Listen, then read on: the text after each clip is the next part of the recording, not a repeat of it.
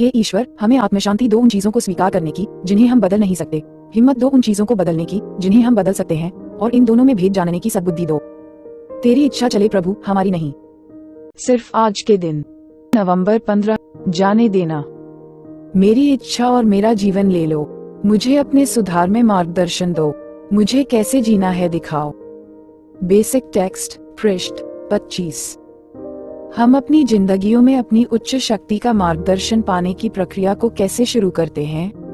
जब हम परिस्थितियों को लेकर, जो हमें परेशान कर रही है, दूसरों की सलाह पाने के लिए इधर उधर देखते हैं, तो अक्सर हम ये पाते हैं कि हमारी उच्च शक्ति दूसरों के द्वारा काम करती है। जब हम ये स्वीकार कर लेते हैं कि हमारे पास हर सवाल का जवाब नहीं है, तब हम नए और विभिन्न विकल्पों की तरफ अपने को मुखातिब कर लेते हैं। अपनी पूर्व निर्धारित विचारधारा और राय को छोड़ देने का मन बना लेने के बाद ही हमें यह आध्यात्मिक मार्गदर्शन नसीब हो पाता है, जो हमारे रास्ते को रोशन करने लगता है। कभी कभी हमें कठिन परिस्थितियों को अपनी उच्च शक्ति की देखभाल में सौंपने के लिए तैयार होने से पहले यह जरूरी हो जाता है कि हमें भटकाव की हद तक जाना पड़े। हम परेशान होकर षड्यंत्र रचने लगते हैं, जूझने लगते हैं, योजनाएं बनाते हैं, चिंतित होते हैं, लेकिन इनमें से कोई भी काफी नहीं होता।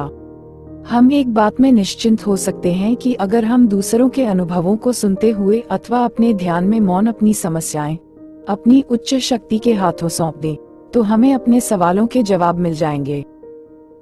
दीवानगी से भरी जिंदगी जीने में कुछ नहीं रखा है। जिंदगी को बैलगाम दौड़ाने से हम थक जाते हैं और कहीं भी नहीं पहुंच पाते। आखिर में किसी भी तरह का हमारा हटे फटे किसी परिस्थिति को बदल नहीं सकता।